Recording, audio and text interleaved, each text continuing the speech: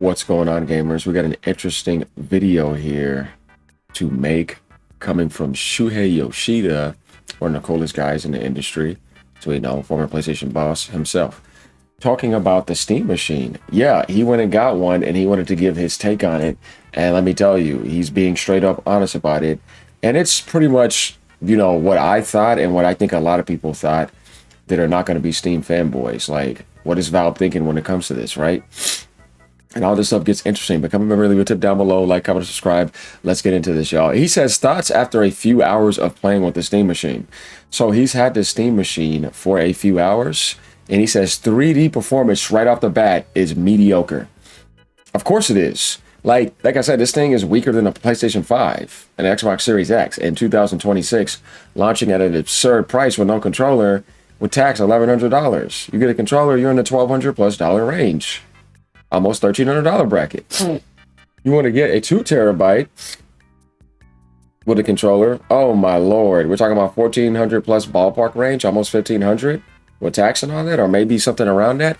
Yeah, I don't understand how anybody can justify this, because I don't care what you try to tell me, all these stupid futures. Just like, I still can't have my phone to go on a browser and look on anything. I still can have a laptop to do all those things. And if I spent that much on a laptop, I'm getting way better performance. I didn't even say desktop, I said laptop. You see what I'm saying? So yeah, he says it right off the bat, guys, right here. 3D performance is mediocre. The system recommends to default to 1080p gaming. We're back in the PS4 era, Xbox One. That's what he says. Am I going back to PS4 days?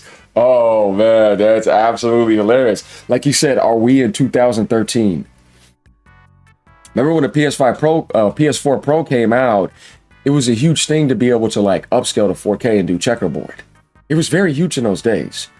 And the jump for $100 was absolutely amazing, because Sony only made it $100 more expensive. And it was the original price of the PS4 when it launched. And they were doing 4K. It was a huge thing back then. Like you said, the system recommends me. Guys, in 2026, in summer 2026, by the way, not even the beginning, that it's going to be a 1080p box. Am I going back to PS4 days? Oof. Some games take a long time to boot. What is it doing? Like, it's funny that you are trying to come into the console space with a console-like experience, but you're way behind. The Switch 2 is embarrassing this. What do I mean by that? It doesn't take a long time to boot. For what it is, being a hybrid 2 and being able to go handheld and having its own exclusives, it's far more exciting than the Steam machine. Like, that upgrade you got from Switch 1 to Switch 2? You are not going to feel that with the Steam Deck to the Steam machine, because it's not handheld anyways. But like, it just doesn't feel like, it's needed. I kind of feel like this thing is overpriced and pointless. Unless you were like some Steam fanboy to me. Now, if you would have got it down to $700 or whatever, that would have been, decent to solid. So this 3D performance is mediocre. The system is recommending 1080p gaming, which is back in the PS4 era. And now some games are taking very long to boot. Starting off, he's saying, yeah, this is not impressive. Now, system UI, I expect that to be easy to use, because that's the Steam OS. But this right here are very important factors. So now you already kind of get a peek inside of what's going on with this from a review from Shuhei Yoshida, the man himself. And he's not one to like start up anything or be fake. It's right here in front of your face. Being able to boot up by pressing a button on the Steam controller is a killer feature.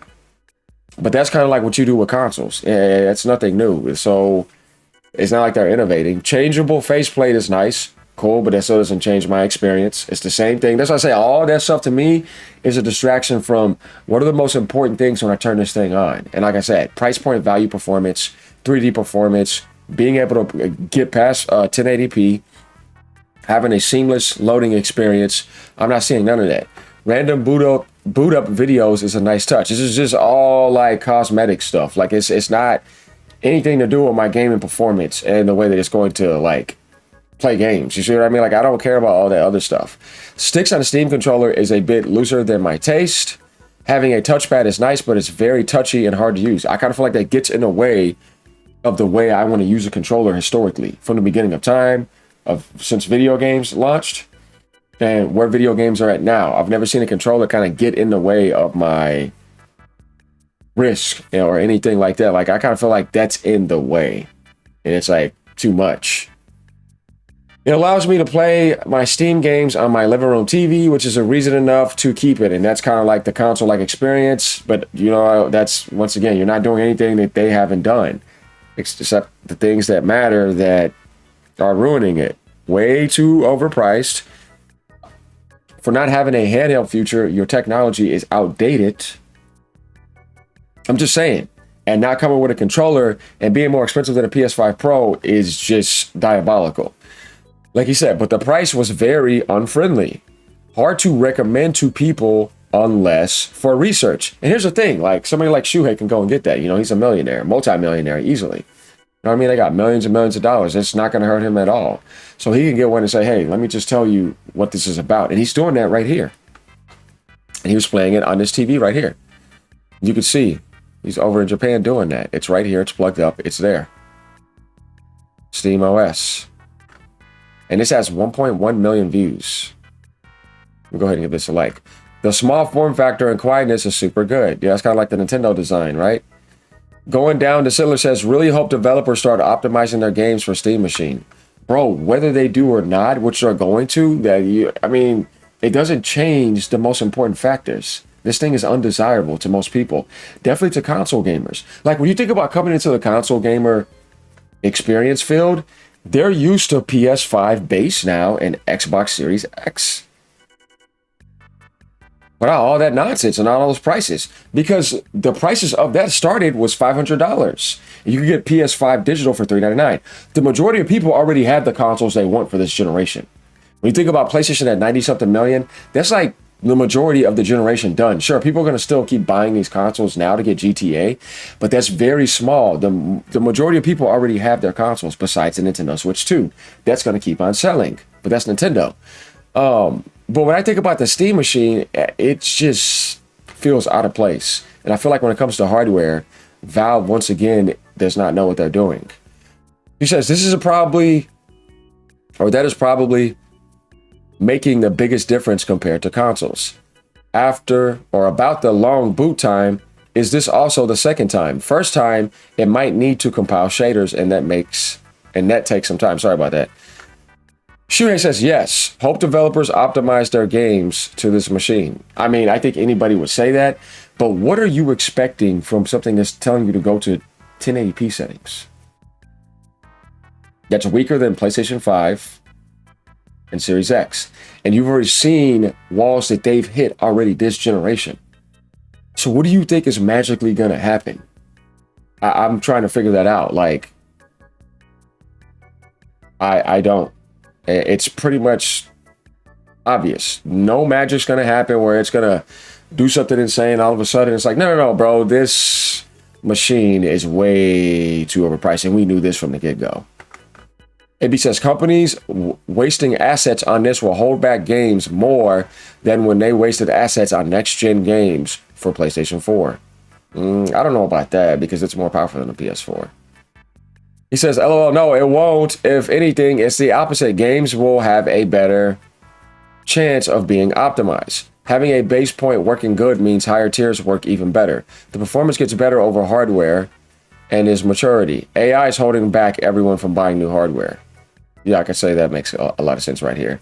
So we kind of see that going down there. Going down, it says, doesn't every console have a way to turn the unit on with the controller? He says, yes, and Steam Machine does it nicely. You can connect a gaming PC to TV, but it won't do it. Yeah, exactly. I get what he's saying, but that's the whole point of the console-like experience. We knew that because that's what I'm saying. Like, that's cool, but that to me is like, okay, I could turn it on in a easier fashion, but still the key points that I want here are literally destroyed, and the price is a huge one, and so is the technology. Like, I kind of feel like it should have been more powerful than the PS5 and a Series X. You don't even have to be more powerful than a Pro, but at least be like at least 15% more powerful than the Series X or something like that, 20%. And if for that price, yeah, be in the PS5 Pro's range then. You know what I mean? So that's my thing. Like, I don't care what anybody tells me. I kind of feel like this is a pointless launch, and it's only there to please like Steam fanboy or Steam enthusiasts. Like, I don't know what console gamer is going to look past the PS5 Pro price range and go to that. That literally, to me, makes zero sense. Not only does it have all Xbox games, the PS5 Pro, it has exclusives, it has third parties, money hats, second parties, and it's significantly more powerful with PSSR 2, and you're investing into that to go to the PS6. I just don't see the point of looking past the PS5 Pro to look at the Steam machine. Why the hell would I do that? Unless I have so much money to blow, I owned everything and I just wanted to own everything. Other than that, I don't see the point. Since Steam OS is Linux-based, I think it's emulating or converting Steam games made for Windows to run on it. So the slow startup is probably because of that process. He says, are you doing something with shaders or whatever? That's pretty funny. No, like you're saying, no, you said console-like experience. Consoles don't do that. Only PCs do that. It's like you said, when you hit the controller, it turns on the Steam machine. Console-like experience. No, it's not. There's a lot of things that it's doing where it's like, this is not what a console gamer wants. And that's why I said it. Who is Valve appearing to? Even with that price, that's not console-like. It's not. I kind of feel like this thing is in a Steam Deck situation, maybe even worse. Who's going to buy it? Except for like the hardcores at the beginning. It'll get us little initial sellouts, but it won't have a whole bunch of units because Valve's not getting those RAM deals. You see what I'm saying? You can't think of this as launching like, oh, it at least sold 5 million the first year or 10 million. Hell no. Man, if they sold 2 million, they'd probably be happy. I'm just telling you. And then they're not subsidizing. They said the price is not coming down with the way this market is. So the Steam machine to me is dead on arrival over time. What do you mean by 3D performance? 3D graphics, games performance. Come on, guy. And then L comes in and says the thing about some games taking a while to load at times, only on the very first try. This also happens with the Steam Deck, but yeah, without a doubt, what really works against it pretty much the most is the performance and the price. That's exactly what we're talking about here. These are always the most important things because this is something that is the core foundation of everything you're going to be doing with it. It can't even compete with consoles from 6 years ago. L's just come here telling the truth. Everybody knows it. Like, people were so like shocked when consoles were $600 after a couple years, and the Steam machine comes on the market and it hit the 1,000+ bracket, and it's not even more powerful than the PS5 and the Series X. Steam Deck, $949. Switch 2 blows it away, and it's docked. And what are they thinking, guys? Oh man, looks like we gotta get.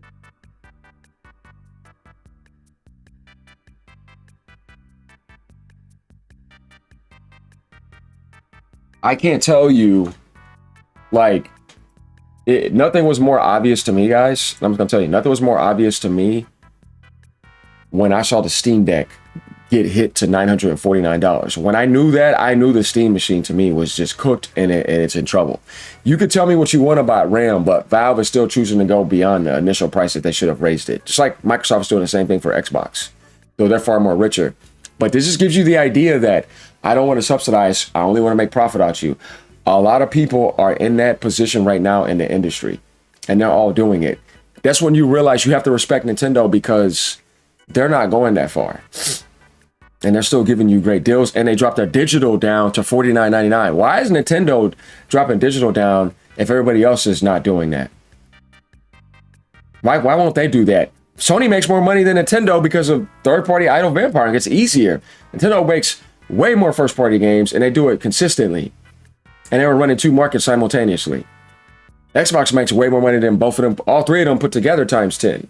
Because there's almost $3 trillion market cap. But they don't want to subsidize. They're done subsidizing. They said that. They want to monetize you instead. So this gives you the idea that, yeah, sure, this RAM cartel stuff is bad. But then these other companies also don't really care about helping you out, even though they got more money than ever. It's all right here in front of you. Everybody is making it quite clear. The Steam machine is overpriced and the performance doesn't add up with the price. Even today's consoles promoting 4K lying to you in several titles. They use 1080p internally and scale it clever up for you. In my experience on 4K TVs with topical distance when playing, even 720p can look good. Sometimes less is more. Shut up. Don't even come here and try to defend that. I've seen stuff on PS5 Pro run native 4K and stuff get at like 1400p, 1800p. Bro, like, I hate when people make posts like this and fanboys are coming in and try to make it seem like the Steam machine is fine. No, it's not. Get out of here with that crap. And those consoles were saying that back in 2020. 2026, get out of here. I don't think so. So let me know what you guys think. Leave a comment down below. Like, comment, subscribe. Hit that hype button as usual. And like I said, you can become a member for $3. We have the inside intel here, once again, on Steam Machine. And what is it? It's disappointing. The performance and price point value is trash. It's mediocre. It's overpriced. We all know this. Later, y'all. Keep on gaming, no matter what platform you're on. And remember, all AGN is doing is just being honest. And everything I told you about the Steam Machine is exactly what Shuhei Yoshida is saying. And a lot of people looked at it and knew this. It's like, what are we doing here, Valve? Why didn't you have something closer to the PS5 Pro? Then I think it would have been somewhat okay. Later.